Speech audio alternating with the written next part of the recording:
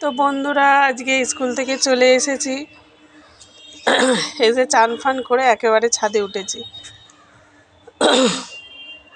শ্বশুরকে দেখতে যাইনি, আজকে ছেলের পরীক্ষা ছিল, আজকে যাইনি। তো সবাই বাড়ির লোক, ননদ ছিল, আছে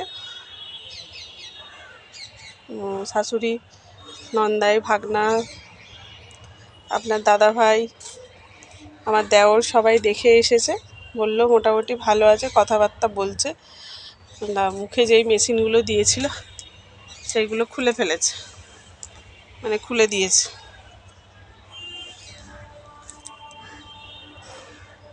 দিয়েছে, দিতে ওই আইসিইউতেই আছে, কিন্তু কথাবার্তা একটু আধটু বলছে। কথাবার্তা বলতে না বলছে, সে আর কে কার কথা শোনে, সে সমানে বক বক করে যাচ্ছে।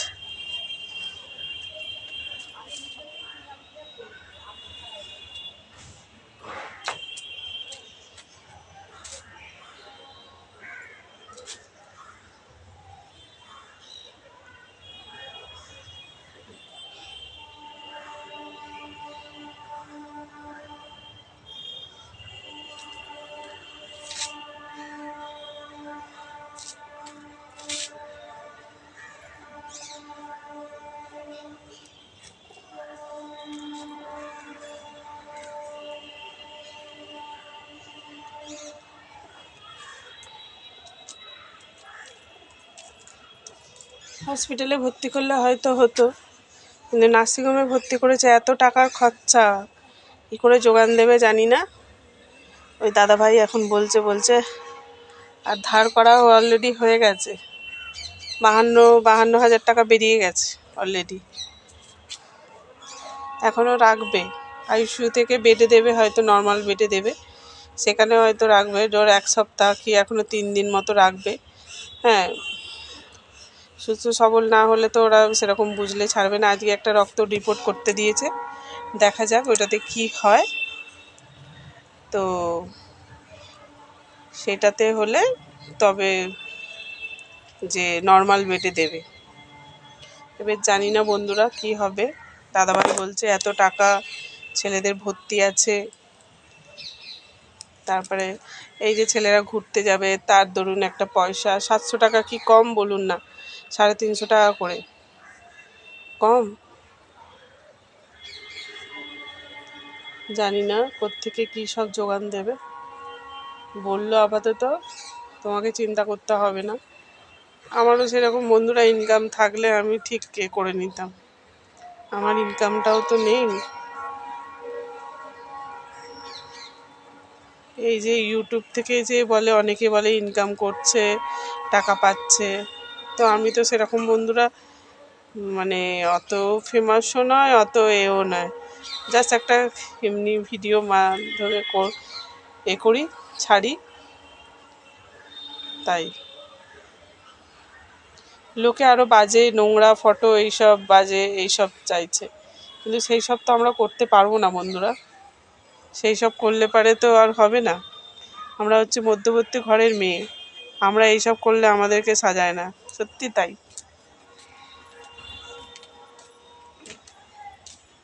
অনেকে হয়তো চাইছে যে এরকম ব্যাপার, এরকম দিন ফোনে কথা বলুন, করুন, সেটা তো আমরা কোনোদিন করতে পারবো না বা করবোও না।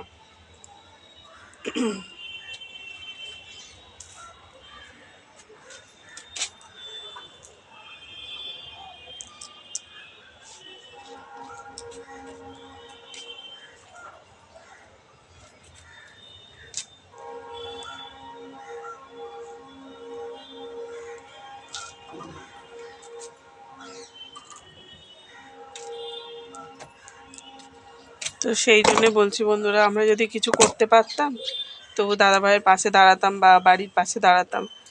আমার বাবার বেলায় আমরা কিছু করতে পারলাম না বন্ধুরা, আর কি বলবো।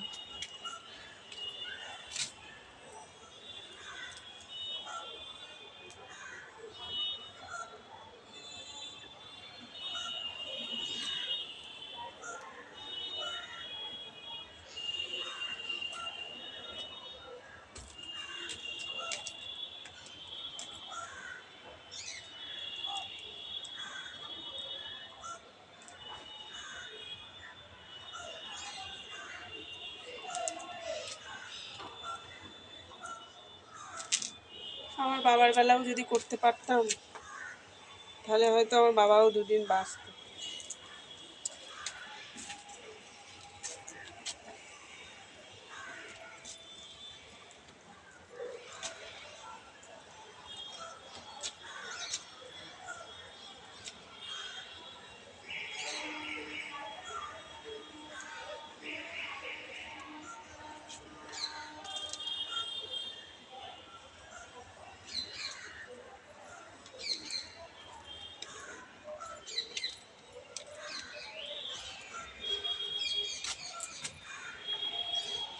আমার বাবার বেলাও তখন কিছু করতে পারলাম না, আমরা একটু পাশে দাঁড়াতে পারলাম না, মাকে একটু টাকা পয়সা দিয়েও সাহায্য করতে পারলাম না। সত্যি করে বলতে গেলে তখন আমি জানতাম না যে টুকটাক পয়সা জমিয়ে রাখলে এই কাজে লাগে। আর যেরকম পয়সা আসে সেরকম একটু আধটু খরচা হয়ে যায়, ছেলে মেয়ে থাকলে যা হয় বন্ধুরা।